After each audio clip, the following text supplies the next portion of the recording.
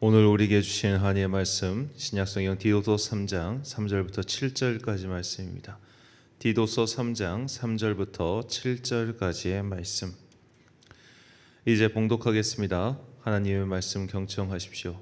우리도 전에는 어리석은 자요 순종하지 아니한 자요 속은 자요 여러 가지 정욕과 행락의 종노릇한 자요 악독과 투기를 일삼은 자요 가증스러운 자요 피차 미호한 자였으나 우리 구주 하나님의 자비와 사람 사랑하심이 나타날 때에 우리를 구원하시되 우리가 행한 바 의로운 행위로 말미암지 아니하고 오직 그의 긍휼하심을 따라 중생의 씻음과 성령의 새롭게 하심으로 하셨나니 우리 구주 예수 그리스도로 말미암아 우리에게 그 성령을 풍성히 부어 주사 우리로 그의 은혜를 힘입어 의롭다 하심을 얻어 영생의 소망을 따라 상속자가 되게 하려 하심이라. 아멘. 창조의 선한 상태로 새롭게 란 제목으로 하나님의 말씀 선포하겠습니다. 우리가 유럽의 역사를 공부하다 보면 유럽 역사에서 굉장히 중요한 기점이 되는 여러 가지 사건들이 있습니다. 그중 하나가 14세기부터 16세기까지 일어났던 르네상스 운동입니다. 보통 문예 부흥이라고 번역하기도 하죠. 르네상스란 프랑스 말로 재생 혹은 부활을 뜻합니다. 그렇다면 도대체 무엇을 재생하고 어디로 부활한다는 뜻이었을까요? 그것은 바로 유럽 문화의 문명의 뿌리 근원이 되는 그리스 로마 시대의 찬란했던 문화 상태로 돌아가자라는 운동이 바로 르네상스 운동입니다. 르네상스는 14세기이고 로마 제국이 망한 것은 3세기니까 이 둘 사이에는 약 최소한 1200~1300년의 시간적 간극이 있고 더구나 고대 그리스 문화로 들어가면은 1700년, 거의 2000년 가까운 그런 시간의 간극이 있음에도 불구하고 왜 그들은 그렇게 먼 옛날로 돌아가려고 했을까요? 그것은 고대 그리스와 그리고 로마 제국의 이 문화적 수준이 매우 높았기 때문입니다. 어떤 면에서는 유럽은 이렇게 로마가 한번 망하고 나서 다시 그 로마의 수준으로 그 문화의 수준이 향상되기까지 무려 700년 이상의 시간이 걸렸습니다. 자, 그렇게 해서 이 르네상스 운동이 시작하고 르네상스 운동 나중에 사실 종교개혁과도 굉장히 밀접한 연결이 있는 것이 이 르네상스 운동이 시작된 계기가 바로 아랍 쪽에서 이 고대 그리스 문헌들, 헬라어 문헌들이 왔기 때문이에요. 특히 아리스토텔레스 같은 그런 작품들이 등장했는데 그런 헬라어에 대한 그 공부 열풍, 이것이 신약 성경 원전에 대한 관심으로 들어갔고 신약 성경 원전과 그 당시 그들이 쓰고 있던 라틴어 성경을 비교하면서 여러 가지 번역상의 오류를 발견하고 또 그런 것들을 공부하는 과정에서 결국 종교개혁까지 이뤘다고 볼 수 있습니다. 르네상스는 서구 유럽 사회에서 굉장히 중요하지만 이 종교개혁의 귀중한 어떻게 보면 귀한 배경이 되는 사건이기도 하기 때문에 우리가 굉장히 유심하게 지켜볼 필요가 있는 그런 사건이었죠. 자, 이렇게 과거로 돌아가는 것, 찬란했던 과거, 좋았던 시절로 돌아가려고 하는 소위 복고 운동은 어쩌면 오늘날까지도 계속 반복되고 있는 그런 문화 콘텐츠 혹은 사람의 습성이라고 할 수 있겠습니다. 지금 일본 같은 경우는 이런 복고 운동, 복각 운동 이런 게 되게 활발하거든요. 20년 전, 30년 전 그들이 어떻게 보면 문화 강성기 혹은 경제 강성기 시절에 이렇게 만들어냈던 콘텐츠를 다시 찍어내고 있는 이유는 그때의 향수를 다시 한번 느끼고 싶기 때문입니다. 이 버블이 터지기 전까지 일본의 경제가 고도로 성장했던 그 찬란했던 시기를 다시 한번 돌아오고 싶은 거죠. 아마 우리나라도 좀 더 세월이 흘러서 현재 같은 이런 문화 콘텐츠가 인기 있던 때에서 조금 내려오면 과거의 그 찬란했던 때로 돌아가고 싶은 그런 마음들이 생기게 될 겁니다. 자, 이처럼 모든 인간은 개인이든 사회든 집단이든 좋았던 시절, 참 좋았던 그때로 돌아가고 싶어하는 마음이 누구에게나 다 있지요. 자, 이 성경의 핵심 주제 또한 마찬가지입니다. 성경에서는 계속해서 지난주부터 계속 말씀드리지만 성경에서 말하는 새로움이란 요즘 관점으로 말하자면 복고 운동입니다. 복고. 옛날로 돌아가는 거예요. 그렇다면 성경이 말하는 그 옛날로 돌아가는 것, 그 돌아감이 무엇일까요? 그것이 바로 창조의 선한 상태라는 겁니다. 창조의 선한 상태. 그때가 참 좋았어. 그때가 가장 좋았어. 그러니 그때로 돌아가자. 이것이 성경이 전체에서 우리에게 가르쳐주고 있는 복고의 핵심이에요. 그러니까 성경은 창세기부터 요한계시록까지 결국 이겁니다. 창세기 1장과 2장에서 나왔던 하나님의 그 창조의 선하신 모습, 이것이 인간의 죄로 인해 망가졌어요. 인간의 죄로 인해 망가진 상태를 쭉 보여주는 게 구약 성경이에요. 그리고 예수님께서 오셨어요. 이 망가진 상태를 다시 한번 새롭게 만드시기 위해 주님께서 오신 거예요. 이제 주님을 믿는 자들은 하나님 나라, 즉 요한계시록 때 마침내 이루어질 하나님 나라의 이 완벽한 회복, 이 창조 세계의 완벽한 회복이 이루어지는 이 요한계시록을 바라보며 이 중간기를 살아가는 게 우리의 핵심 과제인 겁니다. 우리는 그 예수님의 오심과 하나님 나라의 완성, 그 사이에 있는 존재죠. 그래서 신학적으로 봤을 때는 이것을 이미와 아직 사이에 있다고 표현합니다. 이미와 아직. 그래서 그 사이에 있는 존재로서 어떻게 다시 그 창조의 선한 상태를 우리가 끊임없이 노력하는 가운데, 끊임없이 그 창조의 선한 상태를 바라보고 그 상태로 돌아가고자 하는 열망을 가지고 살아갈 것인가. 이것이 사실 성경의 알파와 오메가라고 할 수 있겠습니다. 하나님께서 세상을 창조하시고 인간을 창조하셨죠. 그리고 보시기 좋았다고 이렇게 말씀합니다. 하나님께서는 창조를 마치시고 그 창조에 대해 만족하셨고 또 요즘식으로 말하자면 행복해 하셨습니다. 하지만 죄로 인해 어긋난 인간의 역사는 마침내 하나님의 기대를 완전히 저버리고 말지요. 창세기 6장 5절과 6절 말씀입니다. 여호와께서 사람의 죄악이 세상에 가득함과 그의 마음에 생각하는 모든 계획이 항상 악할 뿐임을 보시고 땅 위에 사람 지으셨음을 한탄하사 마음에 근심하시고 아멘.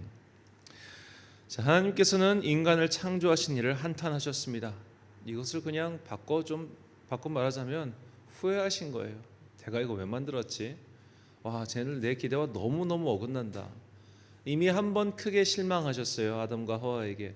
그리고 그들은 그 실망스러운 상태를 계속해서 어찌 보면 유지 발전시킨 겁니다. 그래서 하나님께서 처음 설계하신, 처음 창조하신 그 창조의 목적에서 동의서에서 먼 것만큼이나 멀어져 버렸어요. 그래서 하나님께서는 노아의 가족들만 남기시고 이 창조 세계를 다시 한번 리셋하기로 결정하신 겁니다. 그런데 이 노아의 가족들로부터 시작한 새로운 인류는 그럼 그 이전의 인류와는 다른 인류일까요? 똑같습니다.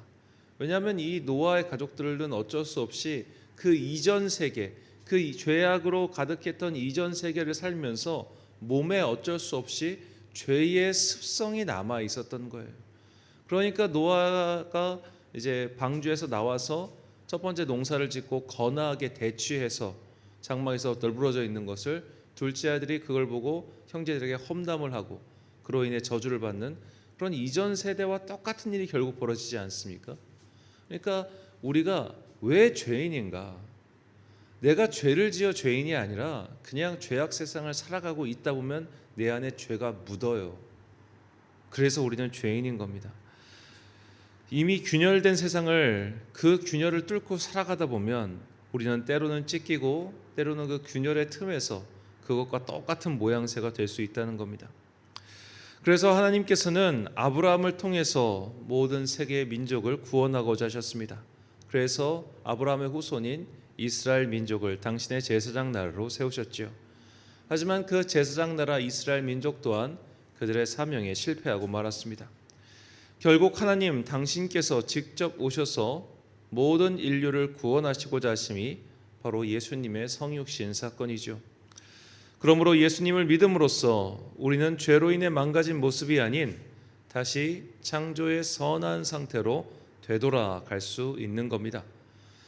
하나님의 궁극적 목적인 이 세계를 그리고 인간을 비롯한 모든 피조물을 창조의 선한 상태로 되돌리는 것이다. 이것이 성경의 증언이죠. 본문 5절 말씀입니다. 우리를 구원하시되 우리가 행한 바 의로운 행위로 말미암지 아니하고 오직 그의 긍휼하심을 따라 중생의 씻음과 성령의 새롭게 하심으로 하셨나니 아멘. 자, 여기서 새롭게 하심이라고 번역한 헬라어는 아나카이노시스인데 이는 다시 새롭게라는 뜻입니다.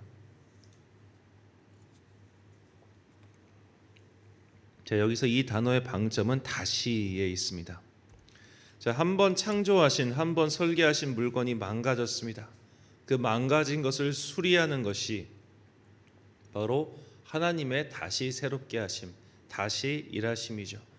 즉 성령께서 우리를 새롭게 하신다. 이 말은 우리의 영혼의 망가진 상태를 그 창조의 선한 상태로 되돌리는 것, 다시 새롭게 하는 것입니다. 이 세계는 망가져 있죠. 이 세계는 분명히 문제가 있습니다. 이것은 굳이 우리가 그리스도 예수를 믿지 않아도 알 수 있습니다. 이 세계의 망가진 상태를 수리해 보고자 이걸 고쳐야 돼라고 사람들은 너도 나도 여러 가지 방책을 내밀고 또 실천하고 있죠. 오늘날 수많은 시민단체 혹은 정치인 또는 인류의 이상을 위해 노력하는 모든 이들이 이 세계의 망가진 상태를 자각하고 그것을 어떻게든 바로잡고자 여러 가지 노력을 하고 있는 사람들인 겁니다. 하지만 이것은 어디까지나 인간의 시선과 노력으로 하려는 것이죠. 그래서 그들의 노력에는 한계가 분명합니다. 인간의 시각으로 여기가 무너졌으니까 이걸 빨리 보수해야겠다라고 거기를 보수해봐요. 어떤 일이 벌어집니까? 딴 데가 터지잖아요. 그 대표적인 사태가 바로 소비에트 연방국가의 탄생이죠. 소비에트 연방국가는 결국 마르크스주의와 연결이 되어 있습니다. 마르크스가 세상을 볼 때는 결국 이 지주계급은 무너지고 프롤레타리아 계급이 승리를 하게 되어 있던 거예요. 그래서 모든 인류의 역사는 결국 프롤레타 계급이 승리하는 것이 자연스러운 역사 발전의 단계라고 그렇게 예상했습니다. 그 프롤레타 계급이 어떻게 보면 이제 지주계급을 몰아내고 이게 권력을 소위 말해 장악하게 되면은 온 세계가 평화롭고 평등해질 거라 그렇게 생각했어요. 하지만 실제로 그런 일은 일어나지 않았고 그들은 또 역사의 이전의 단계와 똑같은 일을 반복했지요. 즉 인간의 시선으로 문제를 보고 그 문제를 해결하기 위해 인간의 방법으로 하면 결국에는 또 다른 데서 꼬여가지고 또 다른 문제가 발생한다는 겁니다. 아무리 높은 이상을 귀치를 들어도 결과물은 똑같습니다. 이렇게 인간의 행동은 결국 한쪽으로 쏠리기 마련이고 새로운 문제를 만들어내죠. 결국 인간은 인간의 힘으로 이 망가진 세상을 수리할 수 없다는 겁니다. 왜냐하면 그의 능력이 부족하기 때문이기도 하지만 그는 설계자가 아니기 때문이에요. 자, 물건을 고칠 때 그 물건의 설계도를 가지고 있는 사람 혹은 그 물건을 만든 회사가 제일 잘 고치는 것 아니겠습니까? 우리가 요새 핸드폰 고장 났을 때 정식 서비스 업체에 가면 비싸니까 가끔씩 소위 말해 야매 그런 업체를 찾아갈 때가 있죠. 그런 데 가면 좀 싸니까. 근데 그런 데 가서 맡겨놓으면 괜히 찝찝한 게 있잖아요. 제가 과연 이걸 수리할 수 있을까? 제가 과연 이걸 알까? 그런 마음 때문에 말이죠. 왜 조금 더 비싼 돈을 주고 정식 서비스 센터에 가서 수리를 맡기겠습니까? 걔네가 만들었으니까. 만든 애들이 제일 잘 고칠 거 아닙니까? 우리가 이 세상을 만들지 않았습니다. 우리는 이 세상의 균열의 원인 중 하나죠. 그래서 우리는 우리의 손으로 이 세상의 균열을 감싸매고 이 세상의 망가진 상태를 수리할 수가 없는 거예요. 다시 이 세계를 새롭게 하실 수 있는 분은 오직 하나님뿐이십니다. 이것을 만든 자가 그것을 수리하고 개조할 수 있는 것이죠. 우리는 그분의 다시 새롭게 하는 그 창조 사역의 대상이 되어야 합니다. 본문 6절 말씀입니다. 우리 구주 예수 그리스도로 말미암아 우리에게 그 성령을 풍성히 부어 주사 아멘. 자, 이 다시 새롭게 하는 이 창조 재창조 사역의 주역은 바로 성령님이십니다. 그래서 우리는 현재 나의 상태 곧 망가진 세상과 망가진 영혼의 상태를 관조하고 또 그것을 인정해야 합니다.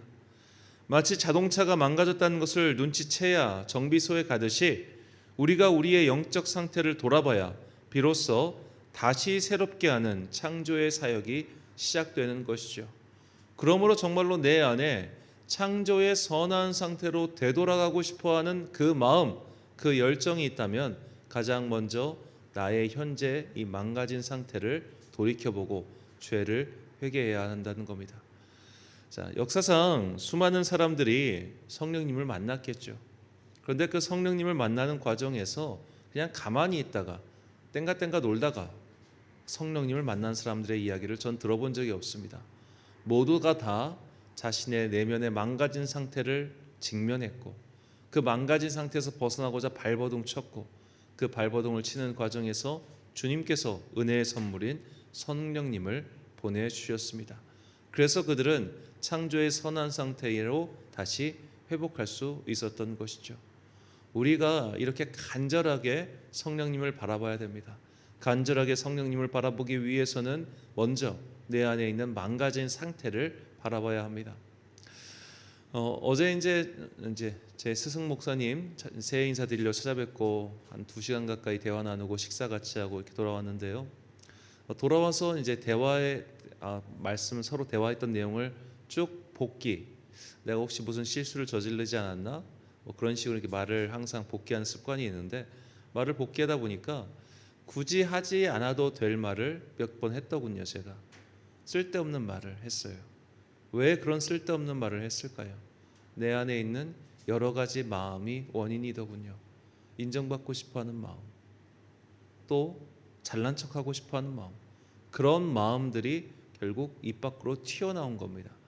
그러니까 우리가 하는 소위 말해 겉으로 드러나는 죄의 행동, 겉으로 드러나는 여러 가지 실수, 그거는 내 마음에서 툭 튀어나오는 것에 불과해요. 근데 이놈의 마음이라고 하는 것은 정말 새로워지지가 않아요.